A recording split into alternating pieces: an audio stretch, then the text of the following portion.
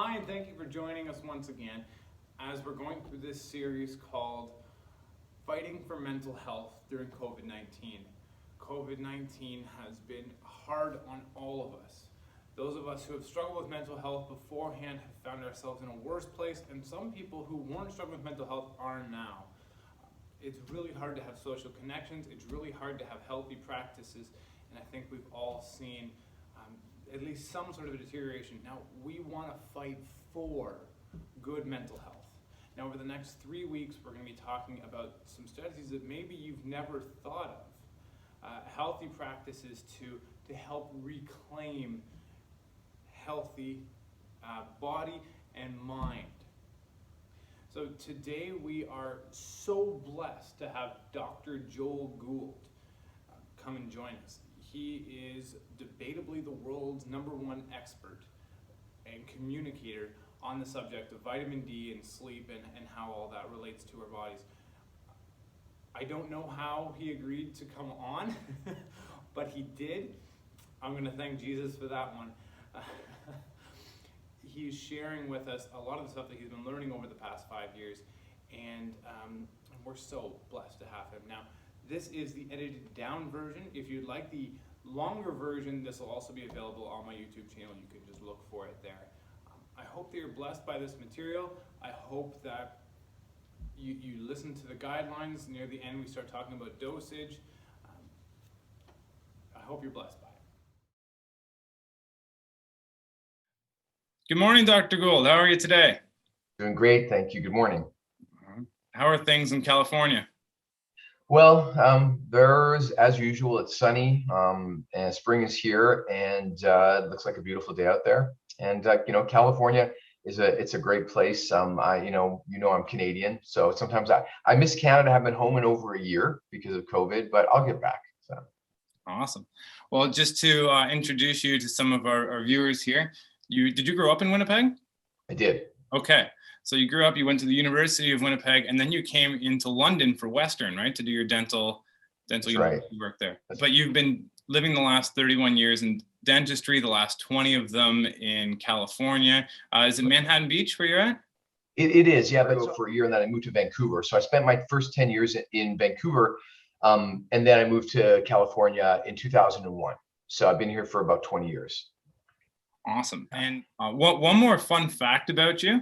This is a lot of people are going to think this is pretty cool, is that while doing dentistry, you one time worked on James Earl Jones. I did. I'm not sure if you've heard that story, but I did, yeah. It. Yeah. No, for those of you who may not know, that's the voice of Darth Vader. That's right. Well, the story I like to tell is that literally when I was in Vancouver, I was in Kitsilano. That was where my main practice was, and I heard my assistant like scream from the back of the office, saying, "Oh my God, Darth Vader's coming in!" And Darth Vader's not a real person, guys. But and I didn't know what that meant. So when you hear someone say Darth Vader's coming in, I thought she was a Star Wars fan. But yeah, James Earl Jones showed up in my office. It was pretty cool. That's so cool. And he was an extremely nice guy. So yeah. Oh, that's awesome. And one of these conferences you were at, you found out that you had fairly severe sleep apnea, which caused you down all these rabbit holes, and which helped you to discover vitamin D3. And did you learn about vitamin D3 through Stasha? Absolutely. So yes, so I found out I had sleep apnea, and I really got into the syndrome because I started to see it everywhere, and I could start to look at people and look at my patients' mouths, and I could see the way their airway looked. I could see the way their tongue looked, and I started to put these pieces together of things that I had been seeing as a dentist for 25 years. And then by accident, I was listening to a podcast by Dr. Stephen Park, who's a really smart guy. He's an ENT, ear, nose, and throat specialist who focuses on sleep apnea. And he did an interview with a woman by the name of Stasha Gomanak. And I heard her voice, and I was like, something just caught my attention. And then I saw her video, and this was a long time ago. It literally only had maybe 20,000 views. And she was talking about vitamin D. And I had never really heard of this, because just like everyone, I thought it was in milk, and I thought that it comes from sunlight, but I'm fine because I live in California. Why would I not have enough vitamin D? All these different things that everyone is talking about that are completely erroneous, because Your doctor didn't learn about this in dental school or medical school, and you don't know what you don't know. So when I started to understand what vitamin D was, I literally was baffled at how we could be in the situation now. It's 2021, and doctors still don't know what vitamin D is. I was very disappointed that Canada didn't have a better response to COVID with the information that is obvious to a lot of people. So yeah, so I figured out what vitamin D was, and I realized this is nothing at all like people think.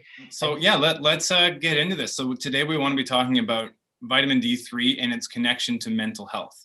So I heard somewhere, it was a documentary several years ago, that 10,000 international units of vitamin D3 would help keep, it would either keep at bay or combat or totally resolve anxiety or depression.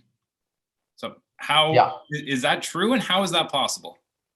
Well, so one of the things I like to say is that you can't fix or repair something unless you understand how it works and know why it broke down in the first place. So the question that we have to ask ourselves is, why are so many people and children and young people suffering from anxiety and depression? What is it that's going wrong with our bodies that this has become so common? And, you know, to anyone listening to this, I see a lot of adults who are on medication. I see a lot of kids who are on medication starting from a really early age. And the medications are all the same. They try and calm you down because everyone's overstimulated. And, you know, when it comes to young people, you know, again, if you don't know how the human body works, then you can't begin to understand what's going on and why it's breaking down. So I really want to explain the system. It's relatively easy. Okay. And I want you to think about this is that, and this is going to go back to, we had a comment that we're discussing about sugar cravings. Why do people get sugar cravings? Well, that's a very, very real thing. And it's not just because we're addicted to sugar. We are. It's a very powerful drug, and it's not good for us. But the reason is that everything that happens in our body is either happening because of or as a reason to help us with the environmental cues that come into our body. So our bodies are sensors for the environment, and we take in energy from all around us. Our ears are taking in sound, and our eyes are taking in what we see, but our skin is taking in the light, and our body's taking in the radiation that's coming off the earth. So we, you know, however your view of creation is, our bodies were custom designed to live here, really. And so we fit into this perfectly. Now here we are, you know, I'm in this you know, this place is like a cage. This is, you know, we were born naked and barefoot, you know, outside. This is how we're supposed to live. And now we're living in these cages. We think this is home. It's not. This is a world we created. And I get it, you know, I'd rather be in here than out in the elements, but we have to make sure that we tell our bodies what's going on. So vitamin D is a very profound signal to our body because it's made by sunlight, and it's only made when the sun is really high enough in the sky to reach us. And it's a very limited amount of time, especially in Canada. So your vitamin D is a huge component because, you know, here's what we need to survive. We need air, you got to breathe. We need water, got to drink. We need food. Okay, but sunlight is instrumental to our health because it profoundly affects us in two different ways. Number one, the circadian rhythms, our body and our body chemistry is tied to the light cycle of the day and the night. Our bodies will use energy any way it can. And the light, as the sun comes up and goes down, is going to tell our bodies specific things through our eyes. But the one profound thing that vitamin D regulates is the gut microbiome. Mm-hmm. So you've been hearing probably a lot about the gut bacteria. Everyone's taking probiotics. Why? Why is this happening? Well, our DNA, so our own genes, we've got a lot of them, but the gut bacteria that we have, their genes outnumbers ours 100 to 1. So we actually have technically enslaved these little bacteria inside of us, and we give them food and protection, and they give us chemicals. Their waste products are part of our biology. And I want you to think about a bear that goes into hibernation. How long is a bear in hibernation for? Months. Well, where is it going to be getting its vitamins and minerals from? Nowhere. It's going to have its own gut bacteria that are going to make all the chemicals that it needs to survive. Now, this animal's powered down because it's winter. And that's what happens to us. When our vitamin D level goes down, our bodies start to make some shifts, and it happens in the gut microbiome. Mm-hmm. So when it's summer and you have a high vitamin D level, you have a specific amount of bacteria in you or types in you that are giving you different chemicals, giving the signals to build muscle and to do all these different things. When that vitamin D level goes down, mm-hmm. your body has a choice. this sunlight, this vitamin D is like a fuel. And if you don't have enough, your body's going to start to ration it. So the first thing that happens is the gut microbiome shifts. And the reason is there's not enough vitamin D to keep the microbes that are associated with summer building muscle and growing. In the winter, that's all powered down. But even worse, those gut bacteria, they get infected with yeast, and yeast will send a signal to your brain through there's a gut-brain axis. So the microbes will say, hey, we want sugar. And I suffer from that for most of my life, is getting a powerful signal of sugar. And cereal was the sugar that I always wanted, because that's just pure sugar, by the way, guys. Even the cereals that are healthy looking, it's not. That's still sugar. So when the gut microbiome changes, it doesn't make the chemicals that we need, makes you hungry. More importantly, the chemicals that these bacteria are making are serotonin, dopamine, okay? Those are your feel-good neurotransmitters. When people are on medication, they're on something called SSRI, serotonin reuptake inhibitors. They let more serotonin float around in your brain to make you feel less depressed. So just square one, most youth, most kids on this planet are vitamin D deficient because of the food that we eat, and because kids are not going outside, and especially in Canada in the winter, especially in lockdown, you're in your house. And once that happens, you do not have the right gut microbiome. So the chemicals that your body evolved to have, they're no longer there. And that immediately causes depression, immediately causes you not to feel happy. But there's one deeper step, is that every night when you go to sleep, the chemicals that are supposed to be running the part of your brain that's your sleep program, just like a computer program, it's missing these chemicals. And so people are sleeping, but they're not sleeping successfully. They're not getting into the deeper stages of sleep, and they're not getting into REM sleep. And both of these stages are required for you to get rid of your toxins, to reset all of your neurotransmitters. And that alone, and the whole syndrome will cause anxiety. You're basically choking in your sleep, and you can have a panic attack. The first time it happened to me, I was really surprised, because I literally had a panic attack over nothing. And I said to myself, something's wrong. There's some chemical imbalance, because I had never felt like that. And I feel really sad, because a lot of kids these days and young people, they're missing these neurotransmitters. And this is a really bad thing, because it leads kids to try to feel better. And how do they feel better? Well, they'll try alcohol or drugs. And the minute they feel better, that can just be the first step in addiction, because if there's some missing chemicals in your body and something makes you feel better, that's going to register with you, and it's going to give you really a false sense of health, and it's going to create a really bad sort of feedback loop. And this is, I think, what's happening with a lot of young people these days. Their biochemistry is not being understood, and we're in this world that's, and then we start to get into computers and social media and the anxiety that puts on you that I didn't have growing up. I didn't have to worry about if I was going to post something, if people would like it or not. And so there's a lot of really intense stuff that kids are having to deal with. But the worst part is that they do not have the right chemicals to feel happy about themselves. And that's why. So essentially, having low vitamin D doesn't allow your body to regulate properly. So your gut microbiome can't be in a healthy place, because you're effectively on human power saving mode. And when you're on human power saving mode, your gut bugs get out of whack, which doesn't allow serotonin and dopamine, all these things to go through your body. So what people sometimes do is to look for vices, whether that's a quick sugar rush, sometimes that's alcohol, sometimes that's let's post something on social media, get a quick dopamine rush, and it can really start causing negative feedback loops and cause us to be into that place. Is there a connection between vitamin D, sleep, and inflammation? Because I've also heard that mental health is caused by inflammation in the brain. Everything. So what happens is, when you don't have enough vitamin D in your brain, the neurons that are supposed to be running the sleep program, they need to fire. And that's what sleep is firing out a brainwave. So when that cell tries to do that, one of the things it needs to have is a specific enzyme called choline acetyltransferase. Now, no one should remember that, but that's CHAT, C-H-A-T. So that's an enzyme. Now, I created my my cartoon characters to make this simple.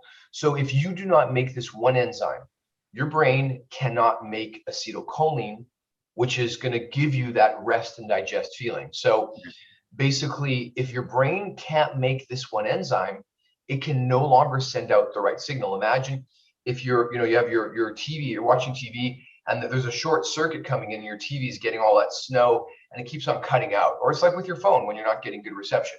That's what your brain's doing, and it's doing it because there isn't enough vitamin D to make these enzymes that create the neurotransmitters. And even though it's a little complex, it's important to understand that that's how we make everything. If you need anything done in your body, there is an enzyme that's going to do it. So going back to the yeah. Sympathetic. So we're talking about the sympathetic and the parasympathetic. That's right. And effectively, we're talking about a gas pedal and a brake, and both are extremely important for living, right? Yes. What you're saying is when your vitamin D level is an appropriate level, let's say a historical level, back when people were lived outside. Yeah. So at a historical level, you're able to press the brake adequately. I mean, you need to be pressing the brake, and when you sleep, you got to brake hard, right? And so inadequate sleep is going to lead to just not being in the parasympathetic long enough, which leads to a whole array of issues.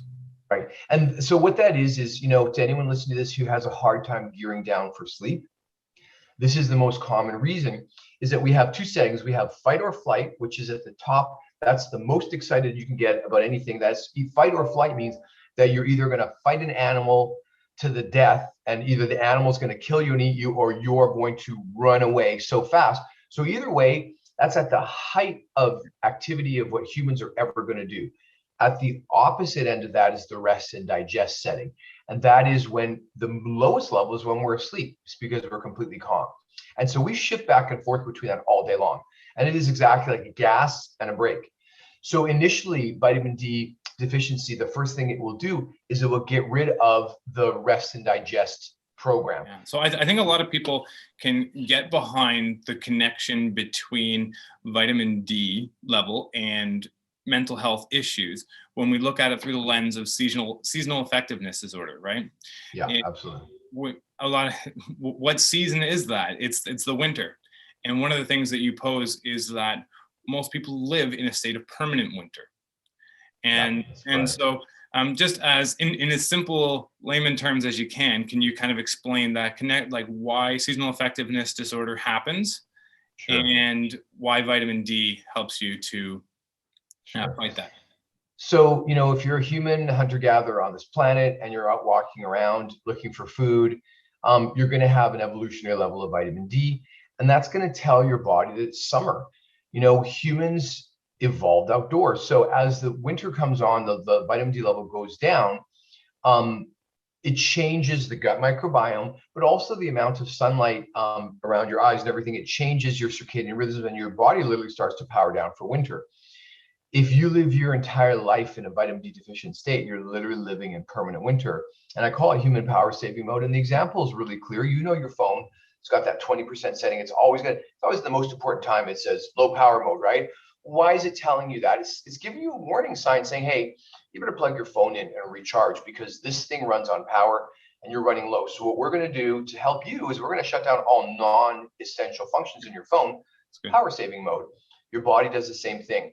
When your vitamin D level gets to a certain point, I call it human power saving mode, because that's when literally over the years that we've been alive as humans, the less important things that your body does start to disappear, and your body starts to save that vitamin D just to stay alive. Most people live their entire life like I did. I lived for the first 48 years in human power saving mode, never understanding. I never had a vitamin D level that was evolutionary. So maybe I took a year off and traveled. And that was the only time in my life I really felt happy and comfortable. I came back to Canada at the end of a really great long trip, and I put on 20 pounds and got depressed. And I didn't know it. I didn't know it was because of the sunlight, but it is. And kids these days and young people, they don't spend time outside. They're in their basement playing video games. They're always on their phones and their screens. Most kids these days, they don't like sunlight. We've heard that it's dangerous, it's toxic, causes cancer. There's no reason for it. It's hot. They burn easily. And, these are all really terrible things, but this is basically the lack of understanding of how our bodies work. Life is about learning and growing and changing, and Mother Nature doesn't want you to sit still. She really wants you to use your body. If you don't use it, it atrophies. And so if you're sitting behind your computer all day, you're not going to be healthy. You really got to get out there. The more you push your body, the healthier it gets. And that's a process called hormesis, which is when you stress yourself, like when you lift weights, your muscles get stronger. And that's what Mother Nature wants. She wants you to use your brain. She wants you, and this is the best part, all the things that she wants you to do are all the fun stuff. She wants you to sing. She wants you to clap. She wants you to dance. She wants you to be with your friends. She wants you to get a hug. She wants you to be with your family. She wants you to be in love. She wants you to contribute. She wants you to do all these wonderful things. And these are the things that give us the endorphins. Staying at home in your basement and playing video games is not going to give you those endorphins. My power just went out there. We have to understand that sunlight is a very big part of this. It does so many things to us. And that if you're not getting out in the sun, you're just not going to be happy, but you're not going to be healthy either. So that's the way I like to. Yeah, and our physical health and our mental, I mean, people don't necessarily understand this connection, but physical health and mental health are super connected. And I love that you're talking about hormesis, or I've also heard Gary Fettke, no, not Gary Fettke, Gary Schliffer from Sapien, as you know, you know Gary. I heard him talk about chronic stress and how to fight that with acute stress. And that's a similar thing of what we're talking about. I'm actually going to have Gary on next week and talk about that. So I love that you're giving a bit of a teaser for that. So yeah, really, really effective. So let's talk about dosage. Let's talk about dosing ourselves with. So I got this here. This is what I like to use, the D drops.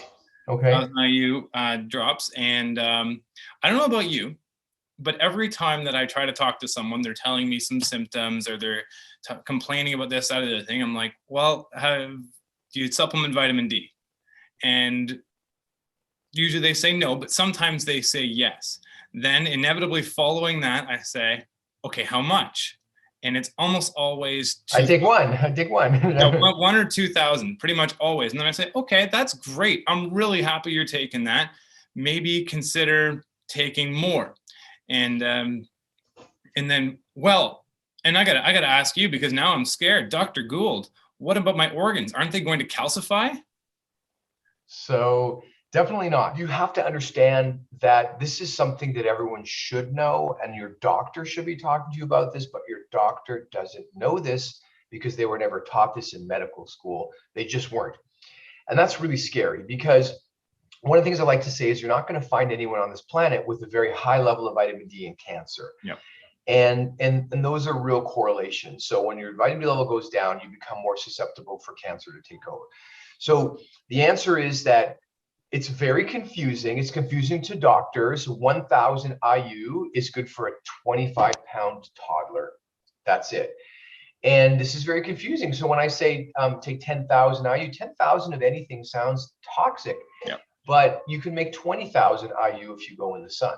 So you mentioned being in the sun in, let's say, a bathing suit, hot day in July, you're going to make approximately 20,000 approximately 1,000 international units per minute that you're outside. Well, okay, so yes and no. So it's a very hard calculation. It's not that important, but it depends on your skin tone. It depends on there's the D determinants. What's your latitude? What's your elevation? What's the cloud cover? How much of your body is exposed? Yep. What's your skin color? So on average, your body will make up to 20,000 IU in one setting in the sun. Sure. Meaning that the sun's going to hit you, you'll make your vitamin D, and then it kind of stops. All right. And it usually maxes out at 20,000. Oh, okay. Yeah. And so be careful, because we don't want people to go out and just fry themselves and say, I got my 20,000. But, there's a really great app called D-Minder that you can actually set where your location is, and it will calculate for you how much vitamin D you're making. It's pretty good.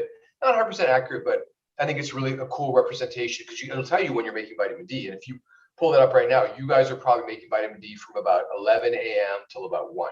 So there's that small window now, and it's going to get much bigger as we come into summer.